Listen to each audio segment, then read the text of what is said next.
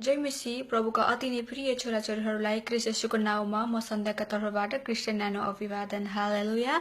Praise the lord. सामर्थ्य परमेश्वरको महिमा भएको होस् मित्रहरू तपाईको जीवनबाट अनि मेरो जीवनबाट। हालेलुया। सामर्थ्य परमेश्वरलाई म धन्यवाद दिन चाहन्छु किनभने आज मैले जुन वचनबाट पाएको छु आशिष सो आशिष बाँड्नका लागि मलाई उहाँले नि यो अनुग्रह यो मौका अनि यो समय दिनुभएको छ किनभने हरेक असल कुरा परमेश्वरबाट हो मित्रहरू। अनि यो अनुग्रह पाएको छु मैले पनि है उहाँको यो सुन्दर दिन आज जुन सृष्टि गर्नुभयो अनि तपाईँ र मलाई प्रत्येकलाई राख्नुभयो र मलाई पनि यो सुन्दर सृष्टिमा राखिकन उहाँले है जुन वचनबाट मैले पाएँ आशिष त्यो आशिष बाँड्नका लागि मौका दिनुभयो। हाम्रो अब्बा पितालाई म धन्यवाद दिन चाहन्छु। हालेलुया। अनि तपाईहरू पनि आज आशिषित हुनुहुन्छ होला आरामै हुनुहुन्छ होला भन्ने म आशा गर्छु किनभने परमेश्वर तपाईको साथमा हुनुहुन्छ। प्रेज द लर्ड। मित्रहरू म पनि ढिला नगरिकन तपाईहरुको माझमा मैले जुन वचनबाट पाएको छु आशिष सो आशिष बाँड्न गइरहेको छु अनि आशा गर्छु यो आशिषले तपाईहरुको जीवनमा पनि आशिष मिल्नेछ। हालेलुया। यहाँनेरि भजन 50 को 15 मा है यसरी लेखिएको छ र संकटको दिनमा मलाई पुकार म तँलाई छुटाउने छु र तैले मेरो महिमा गर्नेछस्। आमेन। कति आशिषको शब्द आज भजनकारले है यो भजनको पुस्तकमा लेखिएको छ। मित्रहरू हाम्रो परमेश्वर कति महान हुनुहुन्छ है। उहाँले हामीलाई अघि बढी भन्नुहुन्छ कि संकटको दिनमा मलाई पुकार म तँलाई छुटाउने छु र तैले मेरो महिमा गर्नेछस्। हालेलुया। मित्रहरू आज तपाईँ र म येशूका सन्तान हौ। उहाँ हाम्रो अब्बा पिता हुनुहुन्छ। उहाँ हाम्रो असल गोठालो हुनुहुन्छ र तपाईँ र म चाहिँ परमेश्वरका भेडाहरू हौ। उहाँको हत्केलाको भाँडा हौ मित्रहरू। उहाँले हामीलाई है उहाँको आफ्नो प्रतिरूपमा बनाइकन यो संसारमा राख्नु भएको छ। अनि मित्रहरू यो संसार हाम्रो होइन परमेश्वरले अघिबाटै भन्नुभएको छ तिमीहरू संसारका भए ता तिमीलाई संसारका मानिसले प्रेम गर्ने थियो। मित्रहरू हाम्रो घर भनेको स्वर्ग हो।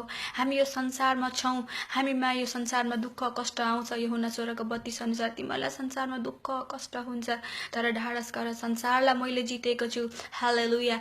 मित्रहरू आज हामी पनि संसारमा जिउँदै गर्दा तपाईँ र मेरो जीवनमा विभिन्न किसिमको समस्याहरू विभिन्न किसिमको पीडाहरू विभिन्न किसिमको अशान्तिहरू आउँदछ समस्याहरू आउँदछ पीडाहरू पर्दछ। तपाईँ र मेरो जीवनमा दुष्ट शैतानले विभिन्न किसिमको स्पिरिटले सताइरहेको हुन्छ। तपाईँ र ममा डिप्रेसनको आत्मा हुन्छ। तपाईँ र मलाई अशान्तिले छोएको हुन्छ र तपाईँ र मलाई लागिरहेको हुन्छ कि म यो अशान्ति यो डिप्रेसन यो समस्या यो कष्टबाट म निस्किन सक्दिन। मैले कसलाई पुकार्ने मैले कसलाई भन्ने भनेर हामी कयौं अवस्थामा है मरिरहेका हुन्छौं। आफ्नो सोच विचारले हामी हराइरहेका हुन्छौं पीडामा परिरहेका हुन्छौं मित्रहरू। तर म तपाईलाई उत्साह गर्न चाहन्छु भजन 50 को 15 जै संकटको दिनमा मलाई पुकार म तँलाई छुटाउने छु र तैले मेरो महिमा गर्नेछस्। हालेलुया। हाम्रो अब्बा पिता तपाईँ र मेरो साथमा हुनुहुन्छ मित्रहरू। उहाँमा कुनै कुरा पनि असम्भव छैन र उहाँले गर्न नसक्नु हुने कुनै कुरा छैन किनकि उहाँले हामीलाई अगाधै प्रेम गर्नुहुन्छ। उहाँले हामीलाई निष्ठुर प्रेम गर्नुहुन्छ। तपाईँ र मेरो अधर्मको सजाय आफूमा भोगिकन हामीलाई लागेको मृत्युको श्रापलाई आफैमा लिकन क्रुसमा मर्नुहुने परमेश्वरले तपाईँ र मेरो हरेक संकटलाई छुटाउनुहुन्छ किनकि भजन संग्रह 50 को 15 मा पनि यसै लेखेको छ मित्रहरू। आज नै तपाईको जीवनमा यदि अशान्तिको आत्मा छ यदि तपाईँ र मलाई लागिरहेको हुन्छ मैले केही पनि गर्न सक्दिन होला मेरो जीवनमा सुख शान्ति छैन मेरो जीवनमा प्रेम छैन मलाई वास्तविकता गर्ने कोही मानिस पनि छैन मैले केही गर्न पनि सक्दिन होला म यो संकटबाट निस्किन पनि सक्दिन होला भन्ने लागिरहेको छ र आफैलाई तपाईँ र मैले पीडामा राखिरहेका छौं भने मित्रहरू हाम्रो संकटको अवस्थामा हामीले हाम्रो अब्बा पितालाई पुकारौं। उहाँले मात्र हामीलाई छुटाउनुहुन्छ। उहाँले मात्र हामीलाई त्यो समस्याबाट निकाल्नुहुन्छ र हामीले चाहिँ उहाँको महिमा गर्छौं किनकि भजन 37 को 4 अनुसार हामी हमेशा उहाँमा धन्यवादी हुनुपर्छ। जब हाम्रो जीवनमा आएको सबै किसिमका विघ्न बाधा अशान्ति पीडालाई परमेश्वरले नै निकालेर तपाईँ र मेरो जीवनमा ब्लेसिङ त्यो आशिष स्वर्गको आशिष खनाउनुहुन्छ मित्रहरू। हामी कति आनन्दित भइकन परमेश्वरलाई महिमा दिन्छौं। त्यसैले त भजन 50 को 15 मा लेखिएको छ। त्यसैगरी मित्रहरू भजन पहिलो पत्रुस 5 को 7 मा पनि लेखेको छ है तिमीहरुका सारा फिक्री उहाँलाई सुम्पिदियो किनकि उहाँले तिमीहरुलाई वास्ता गर्नुहुन्छ। हालेलुया। हेर्नुस् त कति आशिषको शब्द लेखेको छ। हामीमा भएका सारा फिक्री तपाईँ र मेरो जीवनमा के चिन्ता फिक्री छ तपाईँ र मलाई भविष्यको चिन्ता होला तपाईँ र मेरोलाई आफ्नो घर परिवारको चिन्ता होला तपाईँ र मलाई आफ्नो अवस्थाको चिन्ता होला नोकरीको चिन्ता होला हाम्रो जीवनमा असल साथीको चिन्ता होला असल प्रेमको खाँचो होला मित्रहरू। तर परमेश्वरले भन्नुहुन्छ तिमीहरुका सारा फिक्री सारा जुन फिक्री चाहिँ हामीले सोचिरहेका हुन्छौँ, हाम्रो संसारिक आँखाले हामीले सोचिरहेका हुन्छौँ, तर मित्रहरू परमेश्वरले भन्नुहुन्छ सबै फिक्री उहाँलाई सुम्पिदियो हाम्रो थुमालाई, किनभने उहाँले हामीलाई वास्ता गर्नुहुन्छ, किनकि उहाँको प्रतिरूपमा हामी बनेका छौँ र उहाँको सन्तान हामी हौ। मित्रहरू, येशूको रगतको मोल तिरेर तपाईँ र म किनिएका छोराछोरी हौ र उहाँले नि हाम्रो वास्ता फिक्री गर्नुहुन्छ। तपाईँ र मेरो वरपर भएका मित्रहरूले, तपाईँ र मेरो जीवनमा भएका साथी सङ्गिनीहरूले हाम्रो वास्ता फिक्री नगरे तापनि, तपाईँ र मलाई संसारमा हुनुहुने तपाईँको आमा बाबुले त्यागेर गए तापनि मित्रहरू, तपाईँ र मलाई वास्ता गर्नुहुने असल प्रेमी, असल मित्र हाम्रो परमेश्वर येशू हुनुहुन्छ र उहाँले नि हामीलाई सधैँ वास्ता गर्नुहुन्छ। मित्रहरू, भजन 56:9 पनि लेखिएको छ है, परमेश्वर चाहिँ मेरो पक्षमा हुनुहुन्छ। कसको पक्षमा? तपाईँ र मेरो पक्षमा। मित्रहरू, भजन 56:9 जस्तै मित्रहरू, परमेश्वर चाहिँ तपाईँ र मेरो पक्षमा हुनुहुन्छ। हालेलुया। कति आशिषको शब्द परमेश्वरले यहाँ लेख्नु भएको छ है, कति आशिषको शब्द हाम्रो जीवनमा। मित्रहरू, तपाईँ र मेरो जीवनमा कयौं मानिसहरू, तपाईँको आफन्तहरू पनि, तपाईँलाई प्रेम गर्ने, वास्ता फिक्री गर्ने तपाईँको मित्रहरू पनि, तपाईँको नजिकको प्रियहरूले पनि तपाईँलाई वास्ता फिक्री नगरे तापनि, तपाईँको पक्षमा नरहे तापनि, तपाईँको दुःख र कष्टमा तपाईँलाई सहारा नदिए पनि, तपाईँको दुःख कष्टमा उहाँले वास्ता नगरे तापनि मित्रहरू, भजन 56:9 अनुसार परमेश्वरले हाम्रो वास्ता गर्नुहुन्छ र उहाँ हाम्रो पक्षमा हुनुहुन्छ। चाहे संसारमा हजारौं मानिस तपाईँको पक्षमा होला, तपाईँको विरुद्धमा होला, तर मित्रहरू, एउटै परमेश्वर हाम्रो अब्बा पिता इमानुएल परमेश्वर सृष्टिकर्ताका मालिक तपाईँ र मेरो पक्षमा हुनुहुन्छ। र जुन परमेश्वर तपाईँ र मेरो पक्षमा हुनुहुन्छ, हामीलाई कुनै कुराले पनि हल्लाउन सक्दैन। न त दुष्ट शैतानको कुनै चालले तपाईँ र मलाई निराश पार्न सक्छ, न त हराउन सक्छ, न त लडाउन सक्छ, न त त्यसले हामीलाई मृत्युसम्म लैजान सक्छ, किनकि तपाईँ र मैले आज येशू ख्रीष्टमा अनन्तको जीवन पाएका छौँ। हाम्रो संसारिक शरीर टलेर गए तापनि, मरेर गए तापनि मित्रहरू, हाम्रो आत्मा कहिले पनि मर्ने छैन, किनकि येशूले हामीलाई उहाँको मोल, उहाँले आफ्नो रगतको मोल तिरेर अनन्तको जीवन दिनुभएको छ।